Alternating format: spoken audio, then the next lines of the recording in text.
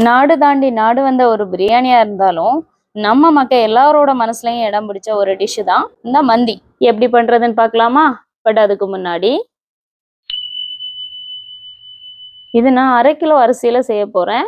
இது வந்து 4 பேருக்கு போதுமானது. இதுக்காக நான் 2 டேபிள் ஸ்பூன் அளவு மல்லி, 1 டேபிள் ஸ்பூன் அளவு நல்ல மிளகாய், 4 லவங்கப்பட்டை, 1 அன்னாசி பூ, ஜாதி பத்திரி சின்ன துண்டா 4, கிராம்பு 10, ஏலக்காய் 5, சீரகம் 1 டீஸ்பூன் எல்லாம் சேர்த்து 2 நிமிஷம் நல்லா வறுத்துக்கலாம்.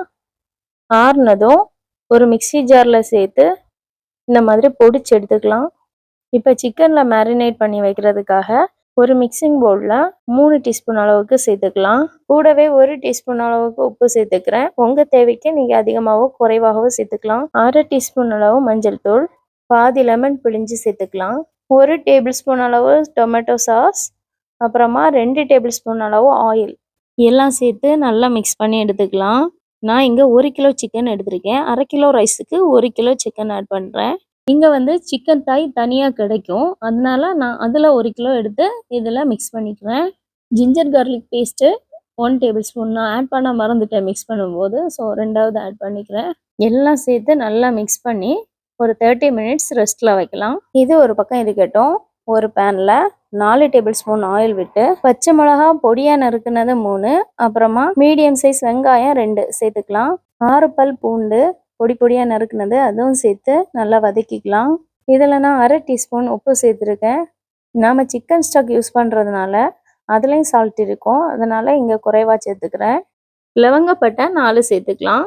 கூடவே 10 நல்ல மிளகு, அப்புறமா ஏலக்காய் 5, அப்புறமா அரைச்சி வச்சோம்ல அதில் இருக்கிற மீதி மசாலா சேர்த்து லைட்டாக கிளறி விட்டுக்கலாம். ஆப்ஷனலாக மஞ்சத்தூள் 1/2 டீஸ்பூன் அளவுக்கு சேர்த்துக்கலாம். இஞ்சி பூண்டு விழுது 1 டீஸ்பூன் அளவுக்கு சேர்த்துக்கிறேன். அடுத்ததான் சிக்கன் ஸ்டாக்கு 1 பீஸ் எடுத்து இதை 2ஆக கட் பண்ணி பாதி அளவுக்கு சேர்த்துக்கிறேன். கூடவே 1 ட்ரை லெமன், அதாவது இந்த காய வச்ச எலுமிச்சம்பழம், இதை இந்த மாதிரி ஹோல் போட்டு அதை வந்து இது கூட சேர்த்துக்கலாம். 1/2 கிலோ அரிசிக்கு 4 கப்பு தண்ணி சேர்த்துருக்கேன்.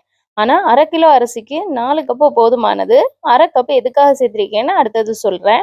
மந்தி செய்கிறதுக்காக ரைஸ் குக்கரில் யூஸ் பண்ணக்கூடிய பாத்திரம் தான் நான் எடுத்திருக்கேன். இதில் மேலே இருக்கிற பாத்திரத்தில் நம்ம ஆல்ரெடி மேரினேட் செய்து வச்சுருந்த சிக்கனை இதில் சேர்த்துக்கலாம். ஸ்டீம் பண்ணும்போது அந்த சிக்கனில் இருக்கக்கூடிய ஜூஸ் எல்லாம் நம்ம கீழே இருக்கிற ரைஸோட மிக்ஸில் கலந்துக்கும். அப்போ ரைஸில் வந்துட்டு சிக்கனோட ஃப்ளேவர் வரும். அதுக்காக தான் நம்ம இந்த மாதிரி பண்ணுறோம். 5 நிமிஷம் கொதிக்கட்டும். அதுக்கப்புறமா அதை வந்து இந்த மாதிரி திருப்பி போட்டு எடுத்துக்கலாம். அடுத்தது ஒரு 2 நிமிஷம் வெயிட் பண்ணிவிட்டு வாஷ் பண்ணி வச்சுருக்கிற 1/2 கிலோ பாஸ்மதி ரைஸை நான் இதில் சேர்த்துக்கிறேன். நம்ம ஆல்ரெடி வேக வச்சுருந்த சிக்கனை திரும்பவும் அதே மாதிரி வச்சுக்கலாம். ஒரு 10 to 15 மினிட்ஸ் வெயிட் பண்ணிவிட்டு அரை வேக்காடு அளவுக்கு நம்ம ரைஸ் வந்ததும் சிக்கனை எடுத்து மாற்றிக்கலாம். இப்போ இந்த சிக்கனை நான் 2 விதமாக பண்ண போகிறோம். ஒன்று ஏர் ஃப்ரையரில், இன்னொன்று வந்து தவாவில். முதல்ல ஏர் ஃப்ரையரில் பண்ண போகிறோம். அதுக்கு நம்ம ஏர் ஃப்ரையரில் சிக்கனை ஆட் பண்ணிக்கலாம். இதை வந்து 120 டிகிரி செல்சியஸில் 10 மினிட்ஸுக்கு வச்சுக்கலாம். ஒரு ஃப்ரை பேனில் 1 டீஸ்பூன் அளவுக்கு ஆயில் சேர்த்து அதை நல்லா இந்த மாதிரி ஸ்ப்ரெட் பண்ணி விட்டுக்கலாம். மேரினேட் பண்ணி வச்சுருந்த சிக்கனில் 2 பீஸ் வந்து நான் இந்த மாதிரி பண்ண போகிறேன். சிக்கனை பேனில் சேர்த்துட்டு ஒரு மூடி வச்சு ஒரு 5 நிமிஷம் வேக விடலாம். அப்புறமா அதை எடுத்து திருப்பி போட்டுட்டு திரும்பவும் மூடி வச்சு ஒரு 5 நிமிஷம் வேக விடணும். ஏர் ஃப்ரையரில் வச்சது 10 மினிட்ஸ் ஆயிடுச்சு.